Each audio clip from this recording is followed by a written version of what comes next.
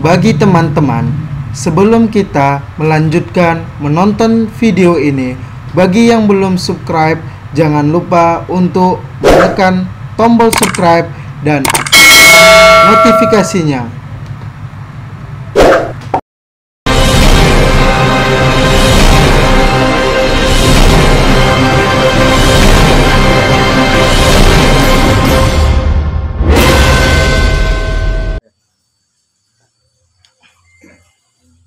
A'udzubillahi minasyaitonirrajim. Bismillahirrahmanirrahim. Asyhadu an la ilaha illallah wa Muhammadar Rasulullah. Assalamualaikum warahmatullahi wabarakatuh. Waalaikumsalam warahmatullahi wabarakatuh. Alhamdulillahi rabbil alamin. Wa ni'matillahi nasta'in wa syukrillahi ta'ala birahmatika ya arhamar rahimin. Wa la nusyriku bi syai'in Allahu azza wa jalla wa akbaru nakhafu la haula wa la quwata illa billahil aliyil azim. Asyhadu an la ilaha illallah wa hasbiyallah wa hasbunallahi wa ni'mal wakil. Ni'mal maula wa ni'mal nasir. Bi qudratillah, bisifatillah, biwujudillah, lidallah ta'ala, innallaha ala kulli syai'in qadir. Pertama sekali kita bersyukur kepada Allah Rabbi Zat Wajibal Wujud, jauh tak berantara, dekat tak bersentuhan, dimanapun kita berada, Allah selalu dekat kita. Dekatnya Allah Ta'ala kepada kita lebih dekat daripada urat nadimu. Tapi kalimat lebih dekat dari para urat nadi tersebut bukan berarti Allah Ta'ala itu bertempat. Ketika kita merasa dekat dengan Allah, pasti Allah dekat dengan kita. Ketika kamu merasa jauh dengan Allah, maka Allah jauh dengan kita. Kenapa? Hidup ini butuh dengan hati. Hidup itu butuh dengan perasaan. Hidup itu butuh dengan jiwa. Hidup itu butuh dengan pikiran. Ketika jiwa kita adalah berpikir positif, pasti hasilnya akan positif. Ketika kita berpikir negatif, maka pasti hasilnya negatif. Itu sumbernya adalah dari diri kita sendiri. Jadi kalau kamu ingin mendapatkan sesuatu hal yang baik, maka berpikir baik sajalah. Ketika kamu ingin mendapatkan hal yang rahmat dari Allah, maka pikirkanlah rahmat Allah. Tapi ketika kamu berpikir kamu susah, maka susah pula lah yang akan kamu diberi Allah. Ketika kamu berpikir gelisah, Allah akan kasih pula kegelisahan kepadamu. Ketika kamu berpikir bahwasanya kamu tadi tidak bahagia, hasilnya pasti juga seperti itu. Nah, semuanya hasil itu adalah dimulai dari kita. Maka bahasanya Allah menyuruh kepada kita su'uzan li'abdi wa su'uzan li nafsi. Apa sangka hambaku itulah sangkaku. Ketika kita bersangka baik, Allah akan kasih yang baik. Jadi Allah itu menilai kepada kita itu adalah hasilnya bagaimana pikiran hatimu dan pikiran halusinasimu dan niatmu. Disinilah sama dengannya semua. Kenapa Buya katakan begitu? 1 dikali 0 berapa? 0. Hah? 0. 10 kali 0? 100 kali 0? 0. 1000 kali 0? Hah? 0. 1.000.000 kali 0? 0. 1M kali 0? 0. Nah, semuanya hasilnya 0. Kalau dengan matematika, 0 dikali 0 sama dengan 0. 0 itu hasilnya apa? Plus. Kalau di matematika kan 0 itu kan plus.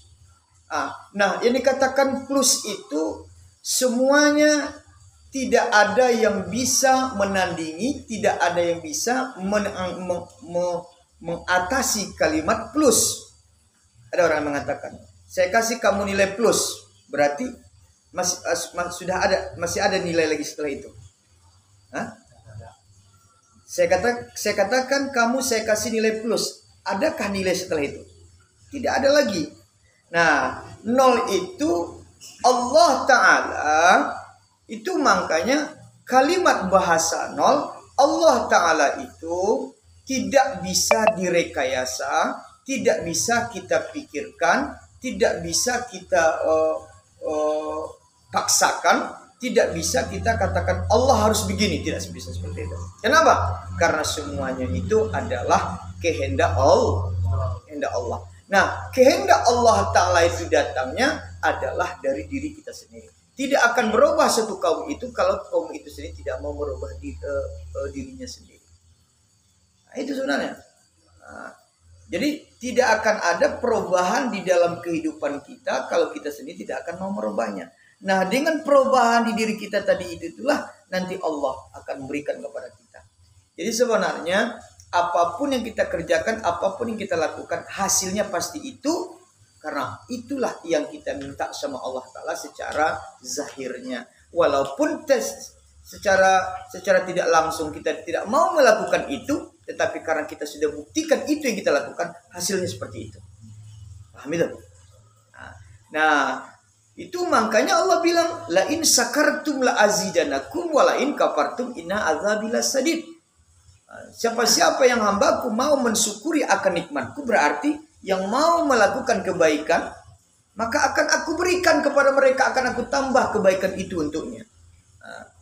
Tapi apabila mereka ia lakukan hal yang tidak baik atau tidak mensyukuri apanya yang dapatkan dan tidak ia pergunakan untuk yang baik, ingat, azabku sangat pedih. Nah, azab di situ itu bahasanya ada 3. Yang pertama, Allah kasih kepada mereka itu ujian. Ujian di situ adalah sesuatu yang akan diberikan oleh Allah Ta'ala, derajat pangkat akan tinggi. Walaupun mereka itu walaupun dia itu banyak manusia ingin menjatuhkan mereka, tapi kalau Allah tidak menjatuhkannya, maka dia tidak akan jatuh. Sekalipun mereka itu dicaci, walaupun itu dicaci, dimaki, bahkan diludahi, seperti Rasulullah kan begitu, tapi Rasulullah selalu berniat untuk melakukan fastabiqul khairan. Dia berlomba-lomba terus dengan kebaikan. Akhirnya tetap Rasulullah menang. Jadi ketika kita berjalan di tengah perjalanan, maka kita berhenti di pertengahan jalanan, karena itu adalah kebaikan, maka kalahlah kita daripada orang yang mencaci-caci kita tersebut. Itulah yang dicontohkan Nabi tadi kepada kita. Gitu. Nah, ketika kita sudah memulai kebaikan, jangan berhenti di tengah jalan. Jangan sampai berhenti di tengah jalan. Ketika kamu berhenti di tengah jalan, maka kamu tidak akan pernah mendapatkan hasil yang kamu rencanakan. Kenapa? Karena kamu berjalan cuma hanya baru dari separuh jalan. Nah, itu persoalannya. Jadi itu makanya biasa sampaikan, berjalanlah apa tujuan dan niatmu. Apa yang kamu rencanakan, apapun itu kebaikan, selesaikan itu kebaikan itu, barulah kamu lakukan kebaikan yang kedua, yang baru, yang akan kamu selesaikan. Pasti hasilnya nanti plus. Itulah kalau dengan caranya dengan Allah. Inilah pekerjaan kita nanti itu. Nah, jadi sifat Allah itu berdiri dengan semata-mata. Tengok. Syariat, tariqat, hakikat, ma'rifat. Kalau sifatnya Allah Ta'ala itu berdiri dengan semata-mata, maksudnya di situ syariat, tariqat, hakikat, dan ma'rifat. Syariat adalah pekerjaan tubuh, bukan Tuhan. Pekerjaan tubuh. Tariqat artinya adalah pekerjaan hati. Hakikat adalah pekerjaan apa? Siapa? Nur Muhammad. Hakikat adalah pekerjaan Nur Muhammad yang menyampaikan kepada Allah. Ma'rifat adalah rahasia Allah. Jadi maksudnya begini. Allah Ta'ala tadi, sudah dimulai tadi. Allah Ta'ala itu akan memberikan dan akan melakukan kepada seseorang itu apabila mereka itu bersyariat. Tanpa dia bersyariat, tanpa ia lakukan dengan tubuh, tanpa ia lakukan dengan cara-cara pekerjaan-pekerjaan seperti beruduk. Tidak tahu dia bagaimana cara beruduk, tidak tahu dia bagaimana cara syarat dan rukunnya di dalam beruduk, bagaimana yang membatalkan, bagaimana sahnya. Apabila mereka tidak tahu dengan hal itu, maka di dalam hukum agama Allah, maka belum diterima, masih batal. Itu makanya dikatakan orang yang tidak bersyariat tapi bertasawuf maka hukumnya batal. Orang yang bertasawuf tanpa berilmu fikih, tanpa bersyariat maka batal. Orang yang berilmu fikih tanpa berilmu tasawuf fasik. Tahu fasik? Apa yang dikatakan fasik? Beragama tapi tidak melaksanakan dalam penilaian Allah. Nah, penilaian Allah inilah yang akan kita cari nanti. Jadi maksudnya begini, penilaian Allah yang kita cari itu bagaimana? Kita tadi berbuat tadi, bersyariat tadi. Kita ingin berencana. Sesuatu yang kita rencanakan tadi itu adalah baik. Tentu rencana ini tentu dengan hati, ya enggak? Apapun kan tentu dengan hati. Kalau enggak dengan hati maka tidak akan pernah jadi. Kan begitu.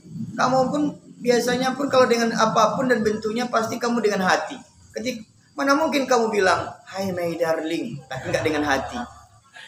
Kira-kira bisa enggak? Mana mau orang. Kamu pasti bilang, kamu gitu. Kalau pandai adik melukis, buatkan abang ikan hiu. Kalau pandai adik bahasa Inggris, apa artinya I love you? Kan begitu. Ketika kamu ucapkan itu, hati kamu yang mengucapkan kepadanya, dan hatinya itu pun yang orang yang menerima itu kepada kita pun pasti dengan hati juga. Kalau nggak dengan hati, nggak bakal niat terima. Nggak akan dijawabnya I love you too. Ya enggak? Nggak akan dijawabnya itu. Nah, perlu juga, yaitu makanya perlu dengan hati. Jadi hati itulah. Nah, ini kita kaji sedikit ya. Kita kaji hati sedikit ini. Hati adalah segumpal darah.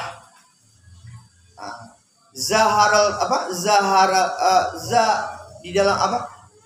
Hati, ketika hatimu itu baik, maka baiklah jasadmu. Dan ketika jasad kamu itu ingin baik, baiklah hatimu. Caranya bagaimana? Itulah dengan ilmu. Makanya Allah bilang dalam Al-Quran, A'udzubillahi minasyaitonirrajim. Bismillahirrahmanirrahim. Sering kita dengar kan itu di surah Ar-Rahman. Wa bi ayyi ala'i rabbikuma tukazziban. Jadi ada dua makhluk yang menyembah Allah. Apa itu? Wa ma khalaqtul jinni wal insi illa liya'budun. Dan aku jadikan jin dan manusia itu adalah untuk menyembah Allah. Nah, menyembah Allah Ta'ala ini ada tadi bahasanya fa bi ayyi ala'i rabbikuma tukazziban. Maka nikmat mana lagi yang akan kamu dustakan, kata Allah. Disuruhnya bagi kita, ya ma'saral jinni wal insi in istata'tum an tanfuzu min aqtaris samawati wal ardi fanfuzu la tanfuzuna illa bisultan fa bi ayyi ala'i rabbikuma tukazziban. Wahai jin dan manusia, ya masal jin wal insi ini stata'tum antan puzu min aqtaris samawati wal ardi fanfuzu la tanfuzuna illa bisultan, kata Allah dalam surah Ar-Rahman itu kan.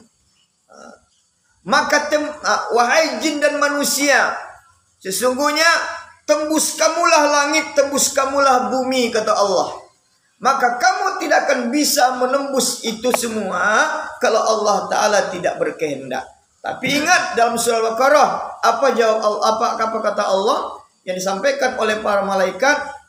Allah bilang begini, man lam ya'lam, apa yang aku ketahui maka kamu tidak akan ketahui, kata Allah Ta'ala kepada malaikat. Apa jawab malaikat ketika itu? Subhanaka la ilma lana illa ma'alamtana innaka antal alimul hakim. Maha suci Allah yang telah memberitahu. Subhanaka la ilma lana, Maksudnya Allah tidak akan aku bisa mengetahui kecuali Allah memberitahu. Wa anakala ilma lana illa ma 'allamta innaka antal alimul hakim. Sesungguhnya kamu maha mengetahui, sesungguhnya kamu maha bijaksana. Itu Allah.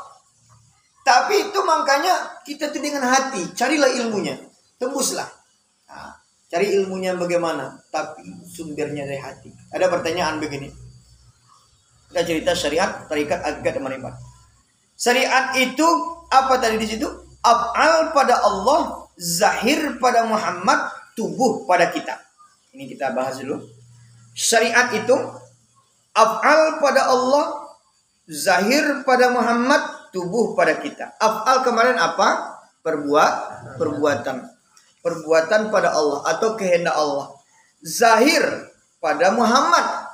Mana yang maksud zahir pada Muhammad itu? Dicontohkan oleh Nabi Muhammad karena innamal bu'istu liutamima makarimatul akhlak. Sesungguhnya Nabi Muhammad itu diutus adalah untuk memperbaiki akhlak, dicontohkan Nabi kepada kita. Nah, dibuktikan Allah kepada Nabi Muhammad karena itu adalah contoh bagi kita. Setelah itu tubuh pada kita, kita lakukan, kita kerjakan. Mana yang baik-baik tadi, itu yang kita lakukan. Ini syariatnya. Ada pertanyaan yang dia bilang tadi. Yakin enggak sholat kamu tadi diterima Allah? Yakin enggak sholat kamu itu diterima Allah? Hah? Yakin enggak sholat kamu diterima Allah? Kalau ketika orang yang tidak berilmu kita tanya kepada masyarakat yang awam umpamanya, dia tidak tahu, yakinkah kamu itu sholat kamu diterima Allah? Pasti mereka itu dalam pikiran mereka, dalam hati mereka pada jawabannya. Tak diterima Allah atau tidak? Ini harus kita pelajari yang maksudnya. Ketika kita sudah belajar tasawuf, kita tidak pernah lagi ada keraguan. Kita tidak boleh ada sifat lagi ragu was-was. Apabila kita melakukan pekerjaan ibadah atau pekerjaan yang baik, kita tidak pernah luntur dalam hati kita bahwasanya tidak diterima Allah. Kenapa? Karena kita sudah belajar Nur Muhammad. Karena kita tahu yang akan menyampaikan ibadah kita itu siapa? Nur Muhammad. Kalau Nur Muhammad itu menyampaikan kepada Allah, ditidakkan Allah atau diakan Allah? Ya. Semuanya kalau Nur Muhammad yang menyampaikan diakan Allah. Ya, nanti kita belajar ilmu yakin namanya. Kalau nggak sama kayak ilmu haq. Nah, jadi harus ke situ. Artinya maksudnya harus ke situ tadi.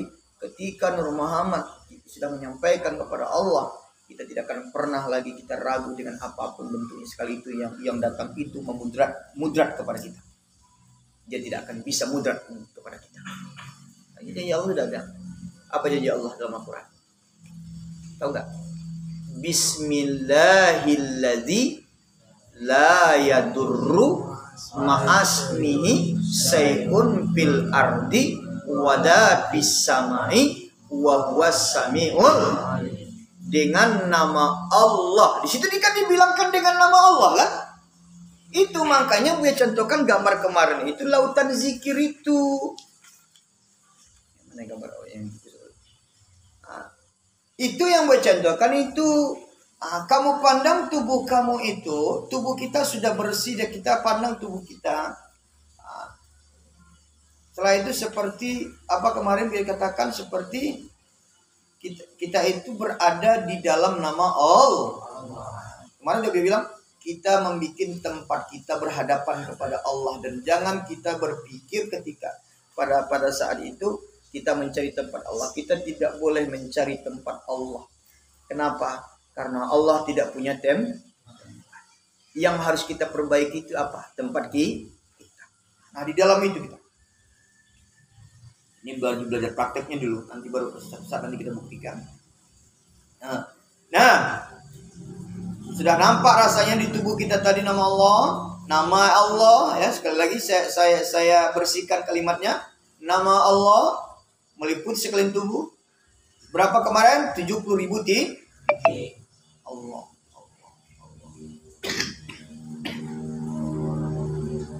Nah, sudah ada dalam tubuh kita semua perasaan kita dan apa? Baru kita keluarkan. Ini udah nama Allah ini, seruangan ini. Nah, setelah itu baru kita habiskan nama Allah ini cuma hanya cahaya semata-mata. Itu dicontohkan kemarin, matahari itu cahaya matahari itu adalah bukan matahari, tapi matahari itu adalah cahaya matahari. Dihilangkan mataharinya, tinggal cahaya. Cahaya itu menjadi cahaya Nur Muhammad. Hilangkan nama mataharinya, kita ganti dengan Nur Muhammad. Nah, ketika kita sudah dalam itu, barulah akan kita dapatkan Bismillahilladzi la yadurru ma'asmihi syai'un fil ardi wala fis samai was sami'an. Tidak akan ada yang bisa memudaratkan, baik pun itu di langit maupun itu di bumi. Allah Maha mendengar, Allah Maha mengetahui. Quran yang menyampaikan. Siapa bilang bahwasanya ada yang mengatakan begini, serahkan Ali saja, sahabat Nabi matinya aja kena panah. Kan ada orang itu bilang Utsman bin Affan kena pedang, matinya kena bunuh, sahabat Nabi kok enggak ada apa? Nah, bukan begitu maksudnya. Allah Ta'ala mentakdirkan bagi Utsman bin Affan matinya dalam keadaan seperti itu. Paham itu? Ali itu matinya takdirnya dikasih Allah adalah dalam keadaan kena panah. Jadi kita tadi jangan terlalu kecil cara pemikiran. Tapi ketika kita bermohon meminta kepada Allah Ta'ala, ad-du'a silahul mu'min. Nah, doa itu adalah senjata bagi orang mukmin. Ud'uni astajib lakum, kata Allah, mintalah kepadaku akan aku perkenankan. Tapi ada tata caranya untuk menyelamatkan diri kita.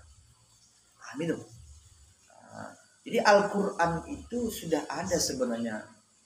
Tinggal kadang-kadang ilmu yang diambil dari seperti yang saya sampaikan ini, kadang-kadang orang meletakkan tempatnya di tempat yang salah jalan.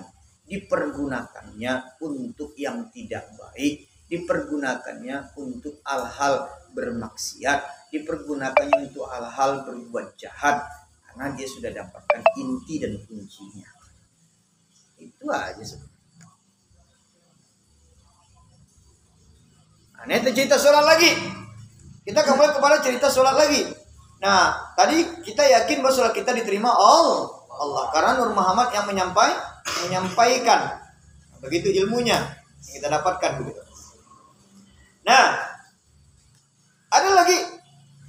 Tahukah kamu masuk surga atau tidak? Hah? Tahu nggak kamu masuk surga atau tidak? Tidak. Yakin nggak kamu masuk surga? Ini lagi, Bani bahasa yakin lagi. Yakin nggak kamu masuk surga?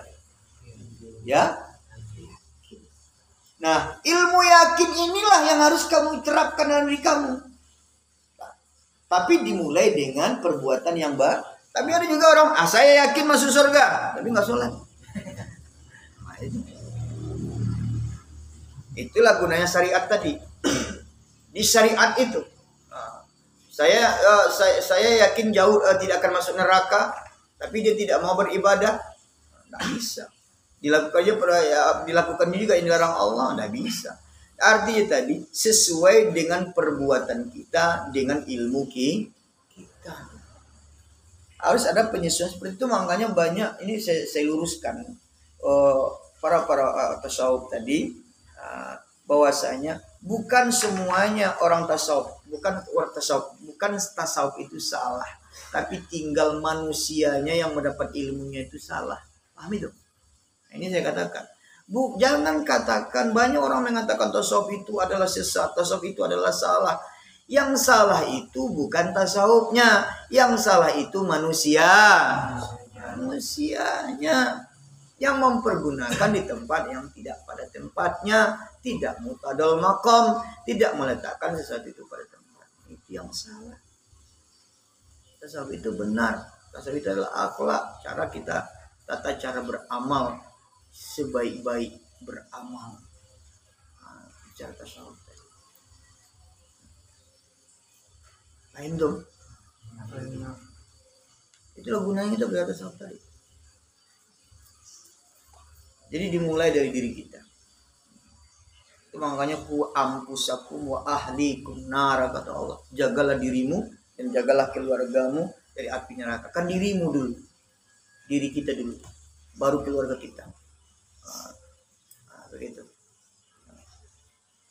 Jadi sebenarnya kalau pengkajian ilmu haram apa begitu. Nah, itu semuanya kita sudah tahu itu.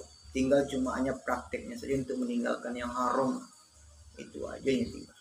Dan prakteknya melakukan hal yang baik. Tata caranya bagaimana? Cara bertasawuf. Orang tasawuf itu rendah hati. Orang tasawuf itu orangnya tidak mau dipuji. Ya. Orang tasawuf itu nggak mau dipuji-puji. Ya. Kenapa saya katakan begitu? Apapun yang dilakukan, apapun yang dikerjakan itu adalah kebaikan. Dia tidak bukan mencari pujian, tapi dia cuma hanya berbagi. Bagaimana supaya orang tersebut berbuat baik, bagaimana orang itu bisa menikmati, mendapatkan. Itu makanya pernah dia bilang kemarin, orang yang dikatakan berhasil itu bukan karena apa yang ia dapatkan, bukan karena apa yang ia miliki, tapi orang yang berhasil itu apa yang ia dapatkan, apa yang dia miliki bisa ia berbagi dengan orang lain. Apabila dia sudah bisa berbagi dengan orang lain, berarti dia sudah berhasil.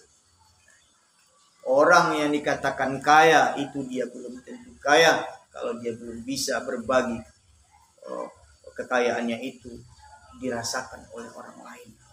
Belum dikatakan orang itu orang alim, orang yang berilmu, ketika dia belum bisa berbagi dengan orang lain kealimannya itu.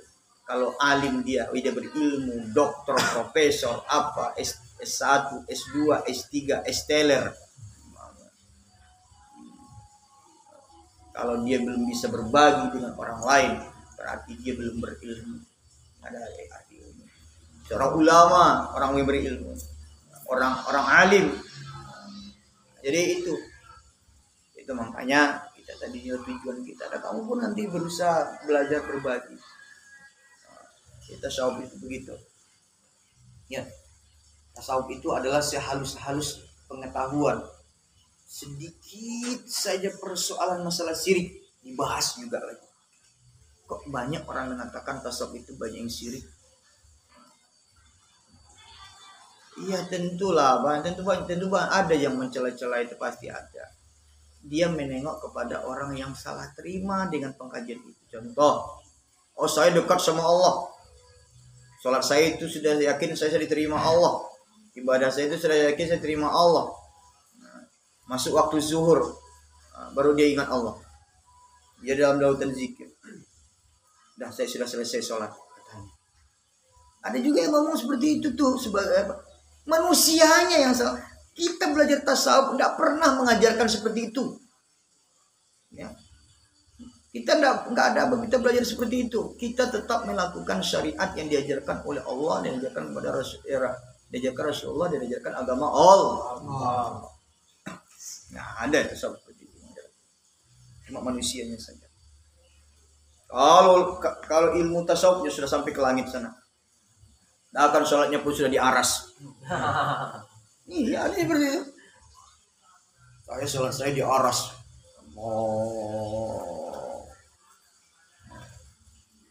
Nggak pakai ruku, cukup itu saja. Dah, kamu kan nggak tahu saya sholat. Saya nanya, bapak kok nggak sholat? Saya sholat tadi, saya sudah sholat. Bapak sholat ini mana? Kamu nggak tahu, kami ada pula satu rombongan, kami sekelompok kami, situ pula kami sholat bersama-sama. Jadi secara zahirnya bapak nggak sholat. Ini kan zahir, ini kan nggak ada apa-apa, ini kan busuk ini. Gak ada yang begitu-begitu. Itu makanya pernah saya katakan kepada kamu, carilah ilmu itu kepada siapapun. Tapi seandainya gurumu itu setinggi apapun ilmunya, kalau dia tidak sholat, jangan sekali-kali berguru kepadanya. Paham? Betul? Jangan. Itu syaitan yang berguru kita. Jadi Ini yang kita takut. Sekalipun dia bisa terbang, tapi dia bisa terbang ya. Sholatnya aja di atas daun pisang. Kalau dia mengajar kepada kami ilmunya, masya Allah tinggi, tapi di sholatnya batang pisang, tapi dia tidak sholat. Gak perlu begitu. Kita tidak perlu kita heran dengan seperti itu. Tapi heranlah kepada orang-orang yang melakukan ibadah kewajibannya kepada Allah Subhanahu wa taala. Itulah guru kita. Nah, ketiga, maksudnya amal-amal kita itu diterima Allah Ta'ala Bu ya kalau tidak pakai Nur Muhammad. Ayo, ini pertanyaan lagi, ada itu pertanyaan itu. Caranya amal ibadah kita tidak pernah ada ilmu, tidak pernah kita belajar kaji diri, tidak pernah kita belajar tasawuf ya. Apakah sholat kita, apakah ibadah kita tidak diterima Allah atau tidak? Ini juga pertanyaan itu, pernah juga orang bertanya kepada saya. Gimana itu Bu ya? Saya nggak pernah, saya cuma belajar fikih saja, tapi nggak pernah belajar tasawuf, nggak pernah belajar kaji diri. Berarti salah saya tidak terima Allah. Kan begitu. Kamu mungkin pertanyaan juga. Begini nah. Kita tahu bahwasanya wa may ya'mal misqala dzarratin khairan yara wa may ya'mal misqala dzarratin syarran yara. Tapi amal yang orang yang tidak belajar, yang pernah mengetahui ilmu seperti itu atau ilmu tasawuf tadi, bukan masalah terima dan tidak diterima. Kenapa? Karena malaik yang bisa bertemu dengan manusia itu bukan Allah. Artinya begini, Allah Ta'ala itu kan sifatnya tidak pernah ia bersatu dengan baharu. Saya katakan, tidak mau dia ke bumi, tidak mau ke, pokoknya dia tidak akan pernah bersatu dengan alam. Itulah kemuliaan Allah. Nggak mungkin dia urusannya dia memantau ridho Tuhan itu.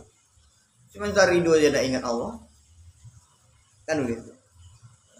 Cara mengingat Allah Ta'ala yang gaib dengan yang gaib, itu adalah ruh kita yang menyampaikan kepada Allah. Namun ruh kita yang ada di dalam ini itu, makanya dalam hadis juga ketika kamu mau berzikir khofi namanya. Zikir khofi itu zikir Allah. Ketika kamu Allah dalam hati, itu malaikat rakit dan atib itu di kiri dan kanan dia tidak tahu. Cuma yang tahu Allah. Apa maksudnya? Seluruh catatan amal baikmu dan seluruh catatan amal burukmu itu adalah menjadi catatan. Belum Allah. Malaikat kiri dan kanan semua itu jadi catatan. Wa ashabus simali ma ashabus simal. Bisa mu'min wa hamim wa zillin. Nah, kitab-kitab itu karena nanti ada ditangkap nanti sebelah kiri, maka sebelah kiri ditangkap kita di sebelah kanan, kita di kanan. Nah, itu nanti dikasih kitab. Orang yang menangkap sebelah kiri, ada yang sebelah kanan.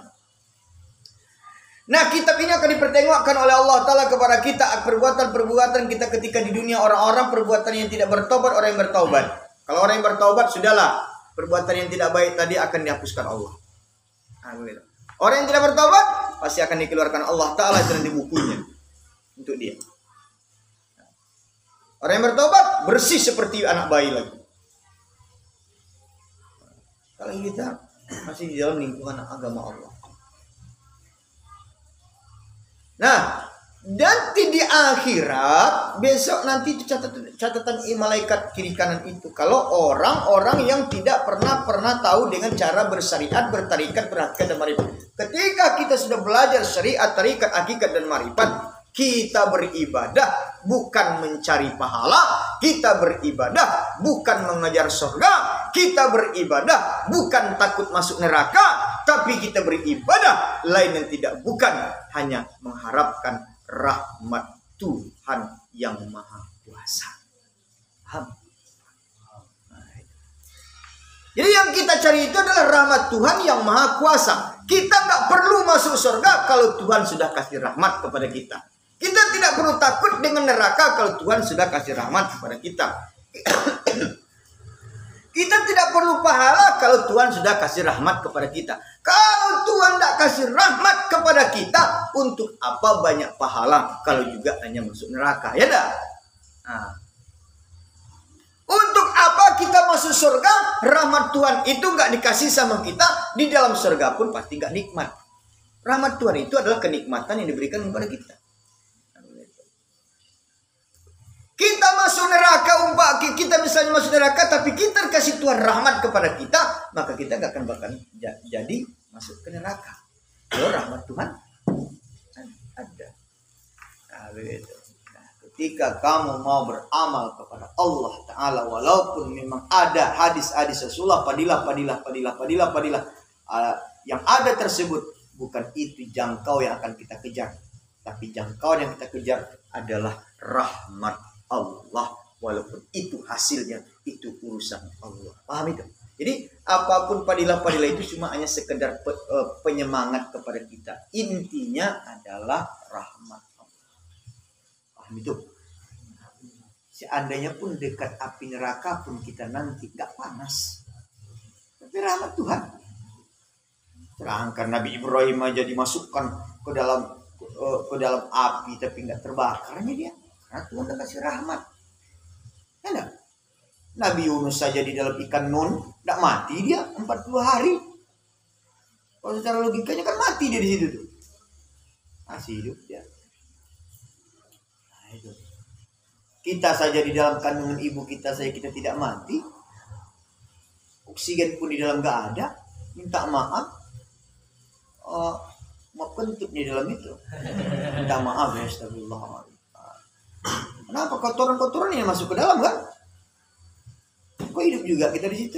Sedangkan dekat WC aja kita sudah mompa, sudah apa? Sudah menutup hidup. Apalagi dalam perut. Kan begitulah bahasanya secara logika kita saja. Tapi Allah Maha Rahmat, Allah Maha Kasih Sayang. Semuanya itu tidak ada yang tidak mungkin bagi Allah. Nah, ini yang harus kita kejar itu. Keyakinan tadi. Gak panas api itu. Kalau kita sudah yakin kita tadi bahwasanya kita Nur Muhammad itu menyampaikan kepada Allah, gak panas, gak tajam pisau itu. Kalau kita sudah yakin bahwa rahmat Allah, gak sakit kena santet itu. Nah, misalnya ada orang yang menyantet kita, umpamanya, kalau kita dengan Allah, santet itu kembali sama mereka lagi. Kita gak pernah takut kita dengan santet. Kita tidak pernah takut dengan dukun. Kita tidak akan pernah takut dengan ilmu-ilmu sihir. Kalau kita sudah dengan Allah. Bukan kita minta-minta disantet. Bukan begitu maksudnya. Jangan salah terima pula. Halo. Itu sombong namanya. Nauzubillah. Maksud saya, maksud Buya bukan itu. Maksud Buya adalah kita memang mempunyai sebuah kekuatan. Kita itu bukan apa-apa dan bukan siapa-siapa. Yang kekuatan kita adalah Allah. Begitu. Ini nanti akan kita dalami terus. Caranya betul-betul kita tadi ibadah tadi kita betul-betul yakin kita. Gimana? Sudah kuning? Belum? Jadi sumbernya di situ. Udah ragu-ragu, nggak mau lagi. Ada pernah itu, dia pernah sama-sama belajar juga. Waktu itu dia juga ragu. Waktu itu, ini masa cerita kaca ya. Ini kaca itu kan adalah permainan sebenarnya. Ada sebagian itu kacanya ada kaca khusus. Jadi saya bahas-bahas apa yang tari piring itu tuh memang kaca itu kaca khusus. Memang nggak dikasih sanding. Kalau kasih sanding berdarah itu kaki itu. Itu yang dipijak-pijak apa itu tuh nggak ada sandingnya itu kacanya itu. Tapi kalau dengan ilmunya tadi dia bilang tadi rahmat Allah, baik pun bersanding maupun tidak bersanding berdarah begitu. nggak makan dia dengan kaki kita. Ada orang mengatakan itu ilmu sihir. Tidak, itu ilmu sihir. Doanya masih saya ingat ini ya. Itulah doanya apa? Ya Allah, ya Rasulullah, ya Ruh Allah. Ya Ruh Allah itu jangan salah terima pula. Orang bilang ya Ruh Allah katanya. Ya Allah, ya Rasulullah, ya bukan ya Ruh Allah maksudnya di situ. Ya Allah, ya Rasulullah, ya Ruh, ya. Mana ruh diri kita? Ya Ruh jadi ya Ruh, ya Allah, bukan ya Ruh Allah. Ini ada orang mengatakan ada bahasa-bahasa kalimatnya, doa-doa. Kalau orang sekarang kan ada dulu doa-doa orang Minang-Minang, ada doa-doa bahasa-bahasa atau bahasa kejawen atau apalah bahasanya. Oke lah, doa itu doa ya, dengan bahasa doa. Tapi jangan bahasa doanya itu yang menyesatkan. Seperti ya Allah, ya Rasulullah, ya Ruh Allah. Mana ada Allah dibikin ya Ruh Allah? Salah. Nah, itu hati-hati nanti kamu ya kalau nanti ada kalimat-kalimat doa-doa seperti itu. Enggak boleh. Tapi misalnya ya Ruh diriku meminta kepada Allah. Bismillahirrahmanirrahim. La yadurru ma'asmi syai'un fil ardh wala fis samai was sami'un. Barulah dibayangkan ketika itu bahwasanya kaca itu adalah diniatkan itu adalah kesenangan oleh Fatimah. Maka karena dia adalah putri Rasulullah, maka dia tidak akan mau melukai kita, kaca tadi. Jadi perasaan kita seperti itu, baru kita pijak-pijak kaca-kaca apa itu. Insya Allah nggak apa-apa. Ada kawan ketika itu dibacanya doanya semuanya, setelah sampai Bismillahirrahmanirrahim, tiba-tiba kata guru, yaudah bayangkan diri kamu itu bahwasanya kaca itu adalah kesayangan Fatimah, Nabi Muhammad binti Rasulullah. Maka nanti kaca itu tidak akan mau dia melukai kamu lagi. Ketika dia itu ragu dia. Ketika dia satu langkah saja udah masuk kaca itu ke kaki. Kenapa? Keraguan tadi. Jadi hidup itu rupanya tidak boleh ada keraguan. Sedikit apapun, sebanyak apapun, setinggi apapun, sekuat apapun, kalau sudah datang keraguan, maka dia akan jatuh. Paham itu? Nah, di sinilah kita mulai belajar dari Ainul Yakin. Yang tujuannya mengetahui. Nah, itu makanya af'al pada Allah, kehendak Allah, zahir pada Muhammad, dibuktikan oleh Muhammad, tubuh pada kita. Itu syariat. Tarikat asma pada Allah maksudnya tadi nama Allah itu namanya Allah. Tapi ada nama Allah itu punya 99. Apa itu? Asmaul Husna. Betul, nama Allah itu 99. Tetapi nama selain dari nama Allah bisa dijadikan sifat. Seperti Ar-Rahman, sifat. Ar-Rahman apa artinya? Maha pengasih. Ar-Rahim, itu sifat. Allah, kalau kalimat Allah, saya kata Allah, apa artinya? Kan ada artinya kan? Tidak bisa jadi sifat dia. Allah, apa artinya? Allah. Allah berarti nama. Itu namanya asma. Ini nama Allah itu tidak bisa dipikir-pikirkan. Allah, kita jawab Allah. Boleh tanya lagi. Akbar, apa artinya? Kan ada artinya sama begini. Lagi saya contohkan Latif, Mahalim. Kan ada artinya. Tapi Allah, apa kamu jawab? Allah itu. Makanya kalimat Allah itu asma'nya memang khassah kepada Allah Ta'ala, khusus. Jangan bikin pula nama kamu Allah. Nanti tembak apa kamu nanti? Tembak petir. Beteng-betengon. Asma pada Allah, jalan pada Muhammad, nyawa pada kita. Nama Allah itu jalan pada Muhammad. Mana jalan pada Muhammad? Itu yang biasa tadi kita bilang tadi. Jalannya kita, jalannya Muhammad. Muhammad itu punya ruh. Nabi Muhammad punya ruh. Punya Nabi Muhammad punya ruh. Kita punya ruh. Kita umat Nabi Muhammad. Nabi Muhammad dia itu bertemu dengan Allah Ta'ala, tubuhnya atau ruhnya. Tubuh dengan ruhnya. Itu khusus Nabi Muhammad. Nabi Muhammad bertemu dengan Allah ketika Isra Mi'raj dengan untuk menjemput sholat. Nabi Muhammad bertemu dengan Allah tubuh dengan ruhnya. Kalau kita umatnya, bisa nggak bertemu dengan tubuh kita dengan ruhnya dengan Tuhan? Tidak, karena kita umatnya. Khusus bagi Nabi Muhammad bisa bertemu tubuhnya dengan ruhnya. Kita umat Nabi Muhammad bertemu dengan Allah harus dengan nur Muhammad. Caranya bagaimana, Bu ya? Itu dia bilang tadi, hatimu. Ketika kamu mau sholat,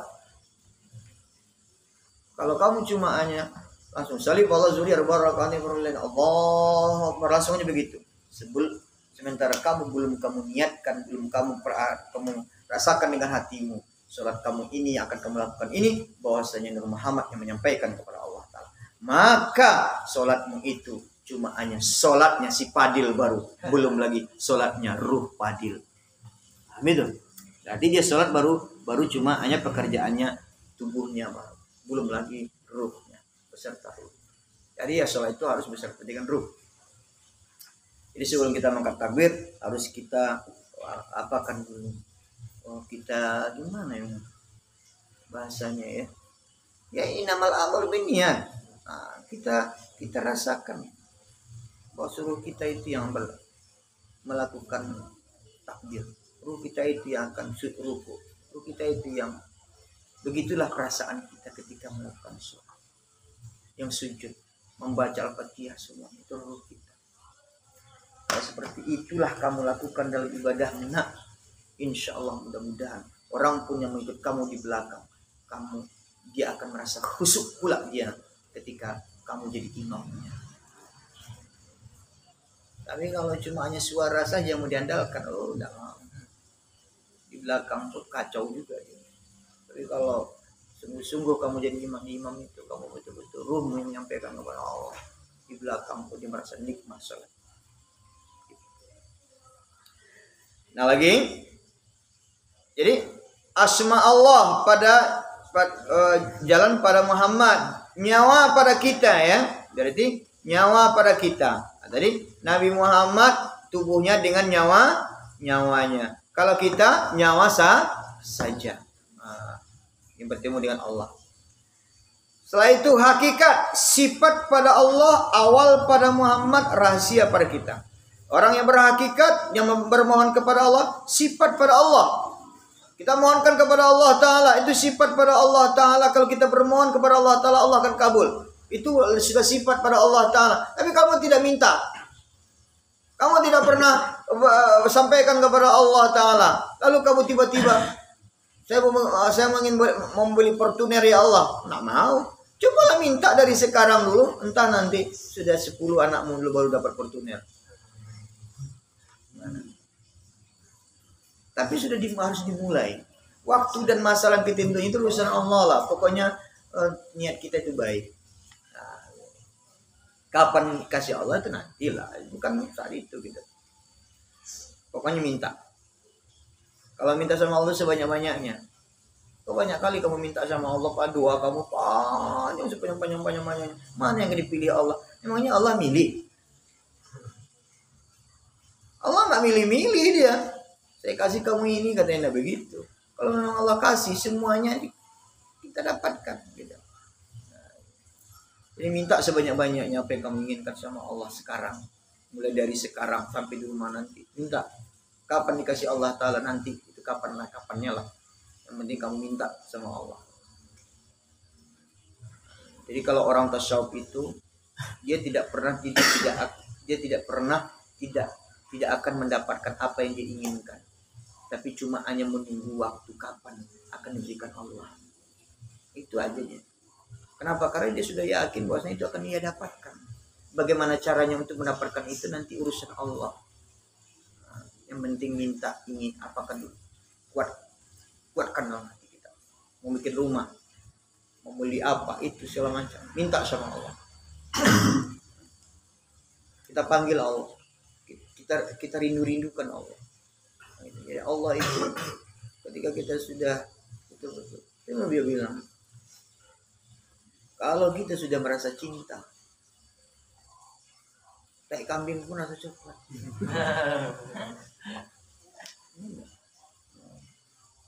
Bahkan kadang yang tidak mungkin aja kadang-kadang kalau sudah cinta itu nggak sadar kita rupanya kita duduk di bawah tiang listrik. Karena situ udah berjanji pula itu. Kaulah bulanku, kaulah bintang, apapun dan bagaimanapun kamulah segalanya. Oh, segalanya. Lautan WC pun akan aku renangi. Aku siap demi cinta nih. Coba kita bikin sama Allah. Ayo, coba kita bikin sama Allah. Terdengar azan zuhur, terdengar azan maghrib. Coba cintai Allah. Ini kadang-kadang itu terdengar azan maghrib. Ini lagi nanggung nih gamenya. Azan udah terdengar. Berarti kamu masih cinta sama game, belum cinta sama Allah. Sementara yang kasih game itu di tangan kamu itu adalah kehendak Allah. Coba mulai dengan Allah. Coba panggil Allah. Kamu sudah cinta dengan Allah Subhanahu wa taala, semuanya pasti akan kamu dapatkan. Itu makanya ada bahasa kata orang tua-tua dulu, ketika dunia kamu kejar, maka dunia itu akan hilang daripadamu.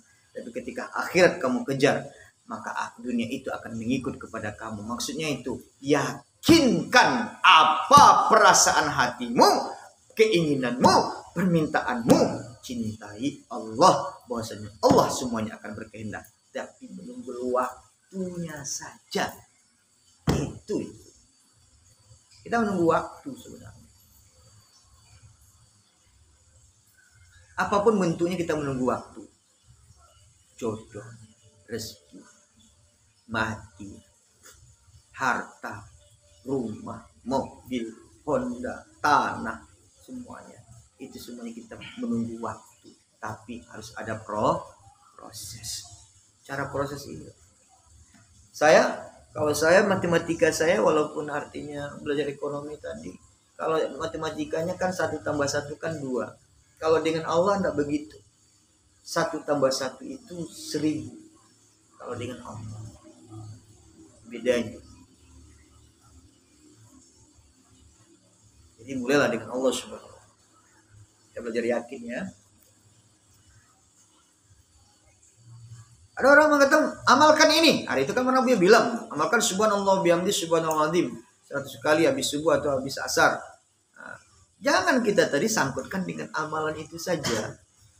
Kita yakin bahwasanya Rasulullah mengkasihkan fadilah seperti ini. Tapi fadilah itu bukan jadi ukuran. Ukuran kita adalah Allah. Allah akan merubah kehidupan kita. Tapi tunggulah waktunya, sabarlah. Kapan waktu itu akan dirubah Allah. Yang penting usahanya sudah ada. Paham itu? Jadi usaha itu bukan kecil dan besarnya. Sebenarnya orang itu lebih besar. Bukan disebabkan karena sudah punya modal besar, maka dia bisa besar. Tidak. Tapi orang yang besar itu adalah ia mulai dari kecil, dia akan besar. Tapi dia yakin istiqomah dengan apa yang dia usahakan. Itu saja. Tapi kalau lep-lap do, jama ulu, jama utot, kata orang Mandailing, dada ubahnya kita seperti burung udang. Apa?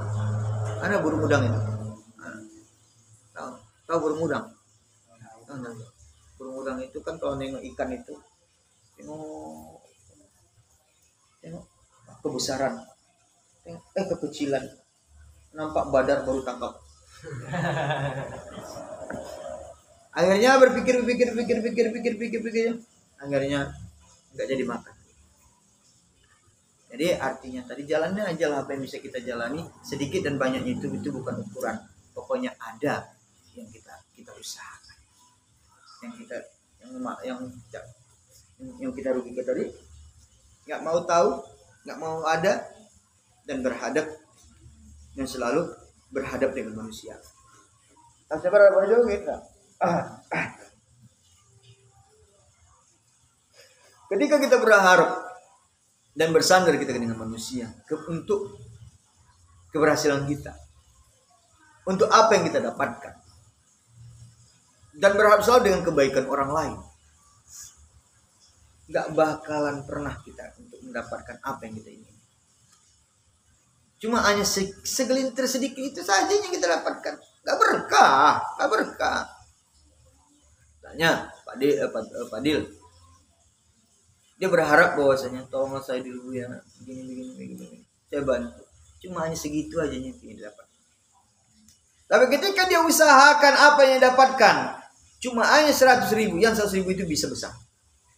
Karena dia sendiri berbuat bergantung dengan Allah.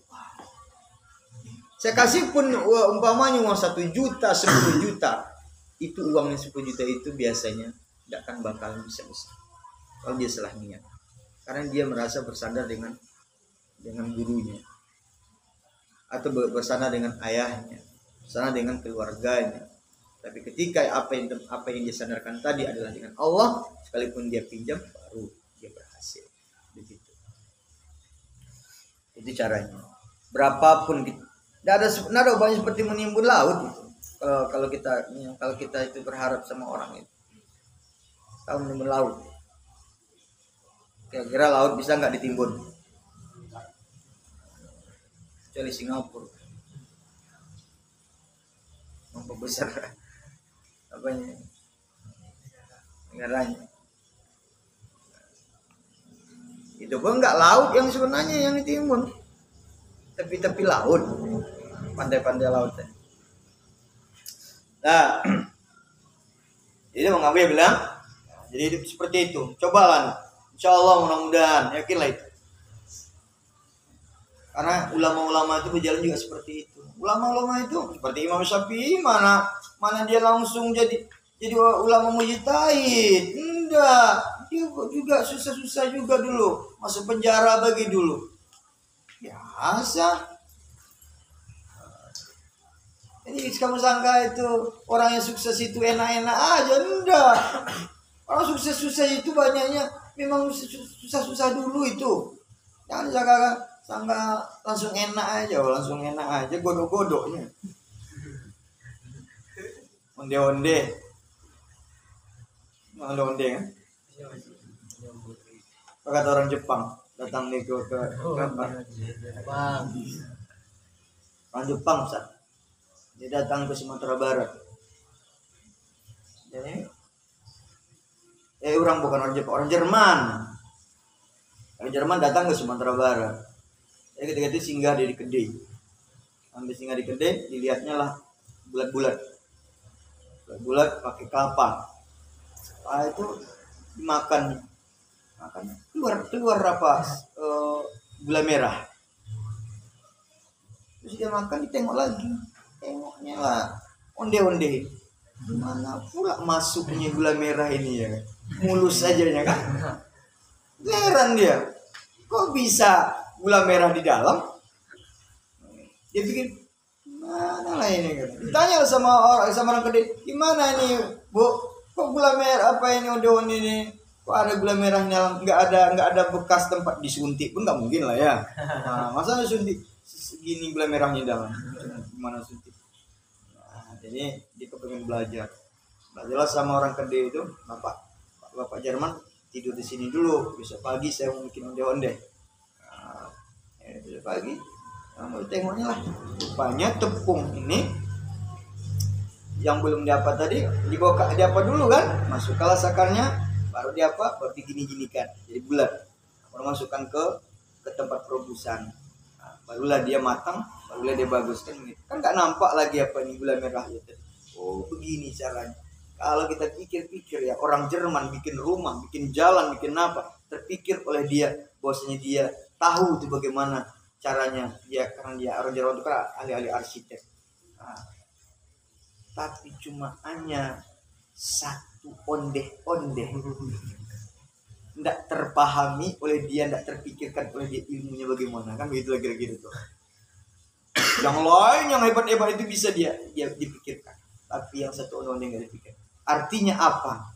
Jangan kita anggap yang kecil itu adalah sesuatu hal, itu hal yang biasa.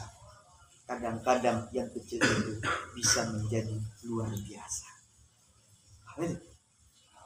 Itu kalau itu dengan Allah, nah, kan begitu, yakin. Terus hakikat sifat pada Allah, awal pada Muhammad, rahasia pada kita. Sifat pada Allah, awal pada Muhammad, rahasia pada kita. Maksudnya sifat pada Allah tadi, Allah Ta'ala tadi menentukan apa yang kita angan-angankan tadi, yang diangankan hambanya. Awalnya pada Muhammad. Nabi Muhammad itu mencontohkan, mengajarkan kepada kita begini. Setelah itu rahasia pada kita. Rahasia pada kita itu yang mana? Rahasia itu yang mana kita? Ya rahasia pada kita. Jadi contoh seperti Ustaz Ridho nggak tahu kita tak apa keinginannya. Tahu nggak si Bian keinginan Pak Ridho? Kan belum, nggak tahu kita apa perasaannya. Jadi rahasia kita masing-masing lah. Rohib juga ada pula rahasianya, keinginannya. Ahmad ada pula rahasia keinginannya. Rio ada pula rahasia keinginannya. Nah semuanya itu ada rahasia keinginan kita masing-masing. Nah rahasia kita masing-masing itu akan diberikan Allah Ta'ala kepada kita. Itu? Itu rahasia. Gak sama. Oh kok sama aja kita semuanya? Mana bisa? Soalnya kita semuanya ahli ibadah, semuanya berilmu, semuanya. Kira-kira siapa yang akan kita ajarkan? Kita berilmu nih semua. Enak. Kok kaya saja orang semua? Siapa yang mau kita sedekahkan? Kan dapat bersedekah. Kalau miskin kita semua, bagaimana kita cara makan?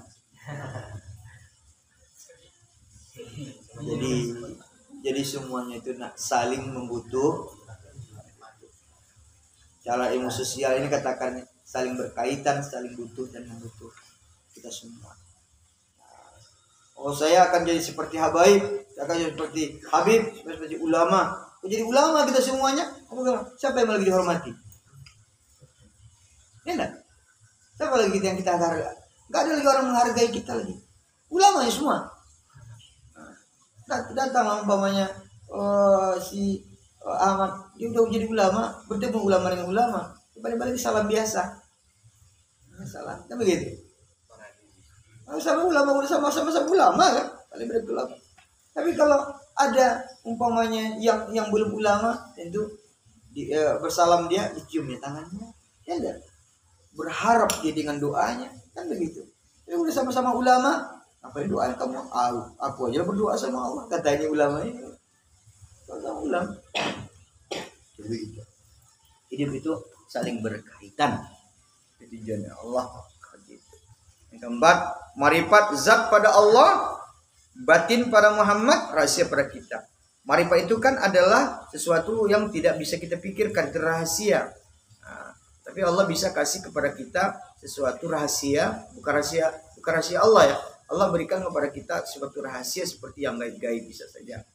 Nah, seperti contoh, jin tidak bisa dilihat, dikasih Allah rahasia kepada kita, dibukakannya pintu gaib kita, bisa nampak jin. Nah, begitu. Bisa saja kita bisa nampak orangnya dari jauh, sementara kita tidak pernah kenal dengan orang itu. Datang umpamanya si Padil, Buya, tolong dulu Buya, binimu lagi dulu. Lari dari mana? Lari dari rumah. Dari mana lewatnya? Dari tingkap. Dari jendela dia lah. Tengok ya. Oh, ini Padil udah. Oh, bajunya ini pakai, ini baju merah nih Padil. Kata saya omong begini contoh. Ini baju merah dia. Oh iya, biasanya ini baju kemana-mana dipakai, kalau keluar ini baju merah.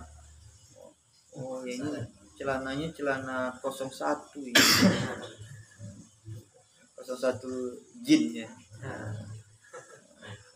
Kalau dulu itu semasa-masa seumur-umur gue itu pakai celana levis 01 itu waduh udah bintang lah itu. Apalagi di Medan dulu. Itu pakai celana 01 levis itu disengajakan itu mereknya itu dinampakkan itu. Karena celana 01 itu dulu itu celana yang paling mahal. Jadi kalau sekarang kan celananya kalau dulu tuh 01 itu nggak ada membuka celana itu harus pakai asoy. Pakai celana ya Ustaz. Sempitnya di bawah itu seperti pensil. Celana kalau sekarang kan celana pensil namanya. Ada lagi celana jubrai lagi. Itu disengajakan itu dilebarkan di bawah. Dijahitkan itu ditambah segini dilebarkan. Seperti celana Arabi gitu. Jadi hidup itu sepertinya ini dia bilang tadi sambungnya Padil tadi nampak kita lihat ini Padil ketika itu sudah ada yang nunggu ini rupanya dia pergi sama laki-laki yang berapa kecewanya saya kan itu kawannya berapa sakit hatinya. Gak usah sakit hati. Gak usah sakit hati. Kenapa? Semuanya ini adalah titipan Allah kepada kita. Betul. Istri, anak, harta, semuanya titipan Allah. Ketika dia datang, kita jaga. Ketika dia pergi, biarlah dia pergi begitu saja. Kenapa? Karena dia pergi pun tidak di dalam aturan-peraturan yang ada. Tapi kalau dengan aturan, bang saya yang pergi ke pasar, jangan lupa nanti beli lokan ya, kata kita umpama contoh. Jangan lupa beli joring ya. Nah, ketika dengan kepergian dia itu kan dengan izin kita. Dia hilang, pasti kita akan cari dia. Kenapa? Karena kepergiannya jelas. Dia minta izin kepada kita dalam aturan-peraturan. Ketika tidak kamu cari, maka kamu berdosa. Tapi kalau dia perginya lewat tingkap, lewat jendela, pailah kecewa. Mohon. Karena tidak di dalam aturan.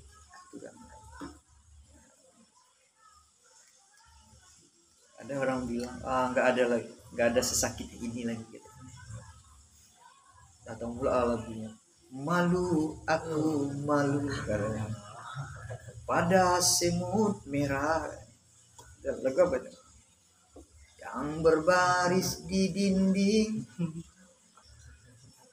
membuatku kecewa.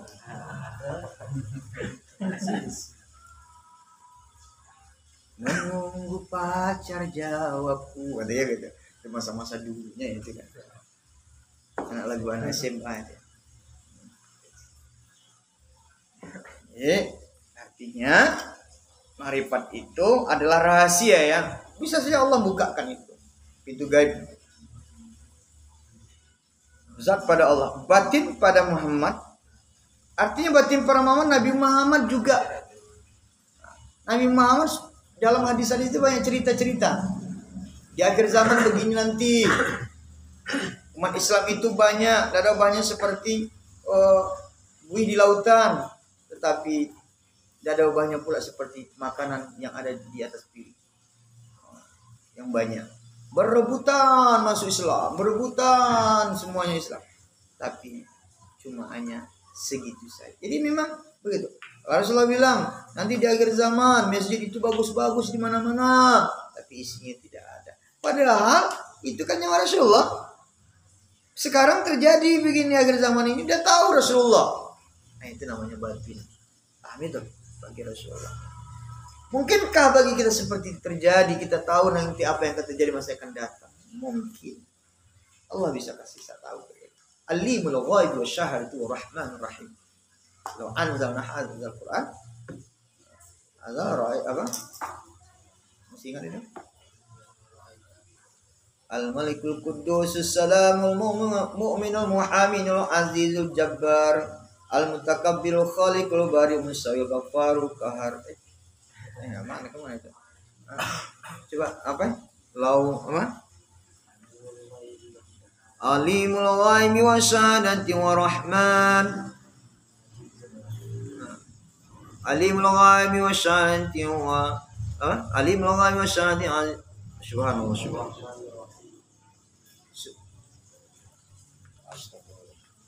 Pokok dari lau anzalna itu Allah akan beritahu kepada kita itu alimul ghaib wasyahadah.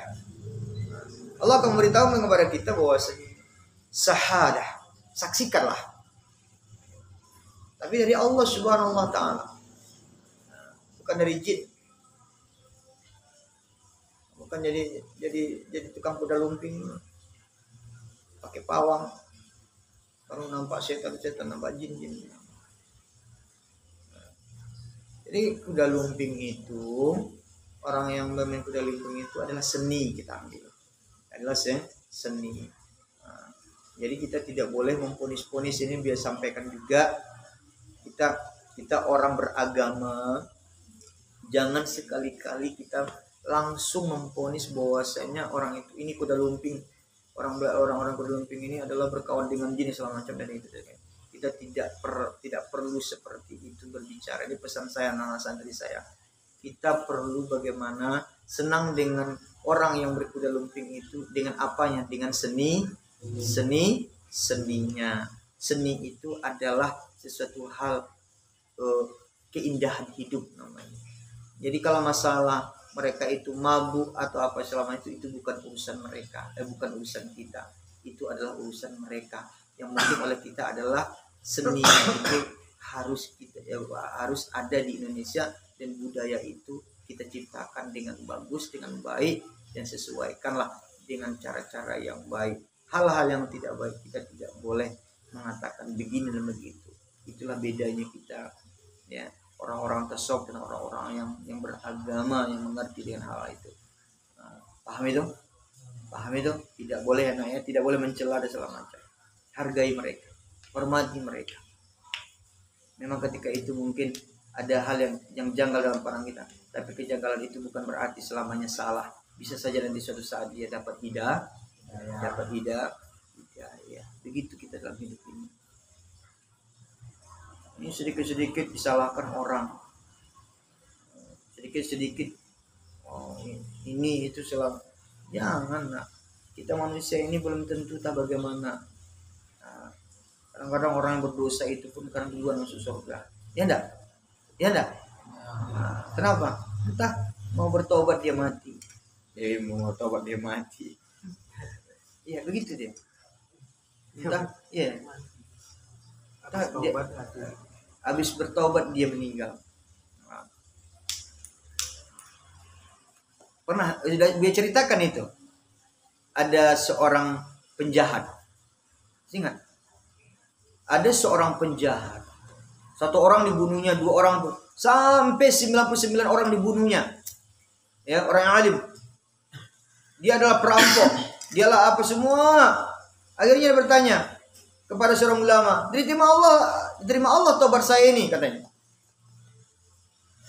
Satu ulama yang baru menjawab, diterima, tapi dengan syarat kamu pergi menuntut ilmu. Di zaman Nabi Musa itu. Misalnya kamu menuntut ilmu, di mana? Pokoknya pergilah cari guru. Rupanya dia mencari Nabi Khidir, bukan Nabi Musanya ya.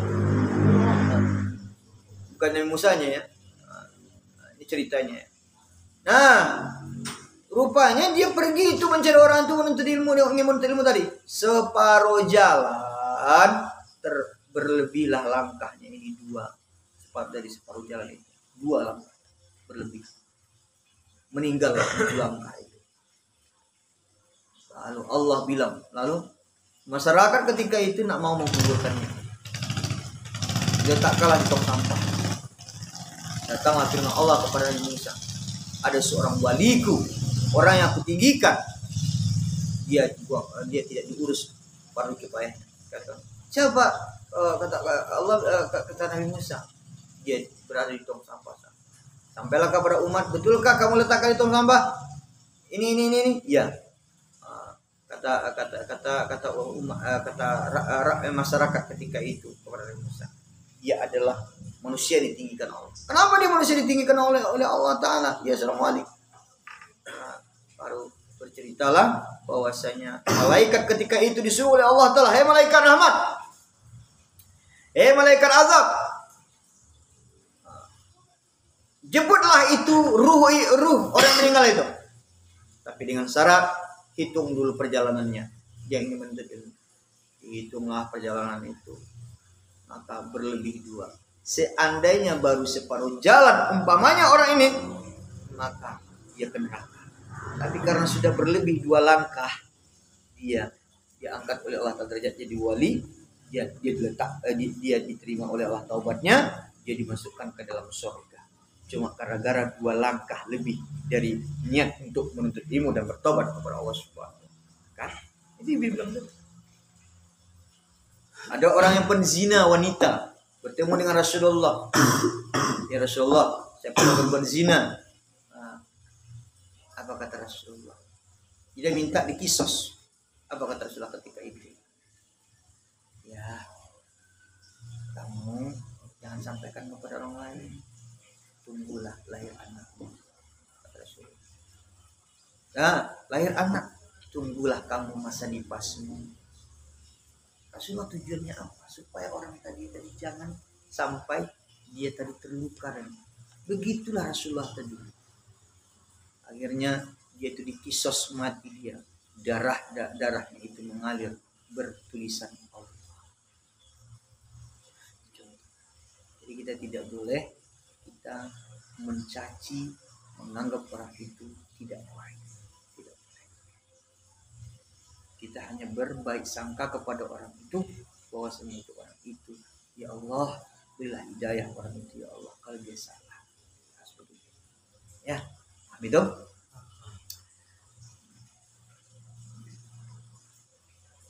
Nabi Muhammad Rasulullah SAW bersabda, ya, man arafa nafsahu faqad arafa rabbahu. Barang siapa mengenal apa? Mengenal dirinya, maka sesungguhnya dia akan mengenal Allah. Kalau kamu belajar kaji diri ini, tujuannya adalah akan bisa mengenal Allah Subhanahu wa taala. Kalau enggak kamu belajar kaji diri, maka kamu tidak akan bisa mengenal Allah Ta'ala. Kamu tidak akan bisa mengenal diri kamu tadi, terima Allah. Tidak kamu akan bisa mengenal nanti ibadah kamu itu diterima Allah, dan seluruh apapun kebaikanmu diterima oleh Allah Ta'ala. Kalau tidak kamu belajar kaji diri, insyaallah. Marifat mengenal Allah. Allahu a'lam. Alhamdulillah rabbil alamin. Ya. Jazakumullahu khair. Barakallahu subhanaka wa bihamdika asyhadu an la ilaha illa anta astaghfiruka wa atubu ilaik. Alhamdulillah.